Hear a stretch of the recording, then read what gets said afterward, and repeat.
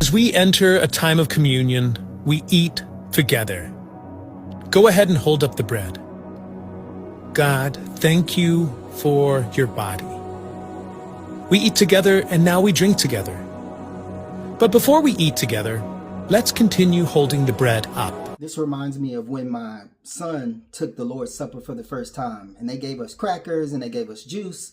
And after eating the cracker and drinking the juice, his response was, this is good. Can I have some more? Because at that point, he didn't understand what we were doing or why we were doing it. It's all about remembering him.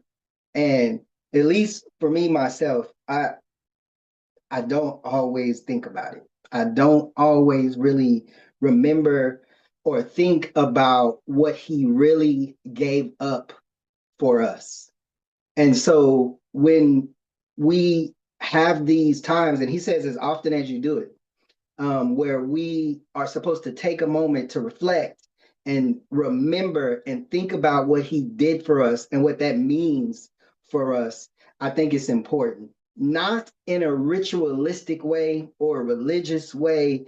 It's about remembering like what he did for us. Even at this moment when Jesus is talking to them, they are already in the habit of doing this in remembrance of when God saved them from slavery in Egypt.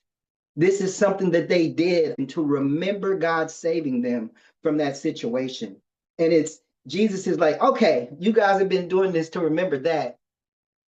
Now, from now on, as often as you do this in remembrance of me. Whenever I read 1 Corinthians chapter 11 and understand what he's saying when it comes to taking the Lord's Supper unworthily, it's less about us being worthy to do this. Like, we're all unworthy.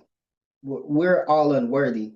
But in context, they're not doing this with the right purpose in mind, and they're not doing it in the right manner. And so as Paul is writing to them, I think he's more telling them, hey, anybody who takes this in an unworthy manner, like you're not really taking this remembering what he's done for you.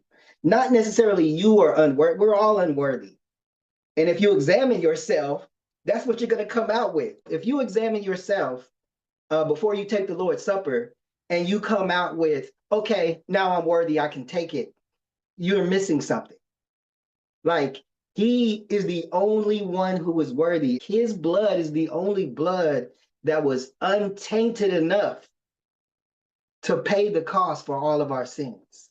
His body was the only body that was undefiled enough to pay the cost for all of our sins. So whenever we take the Lord's Supper, it's important to do it with the right purpose in mind. But we're all unworthy of it. Taking the Lord's Supper unworthily is more about taking it with an unworthy memory. Like, you don't realize that you are doing this to remember what Jesus has done for you, the body that he gave and the blood that he shed. It's also about taking it with unworthy motives. In 1 Corinthians chapter 11, some people are eating a lot and other people are being left hungry and they're not eating it or doing it together. We're all unworthy. If we were worthy, then we would not have needed him to sacrifice himself for our sins.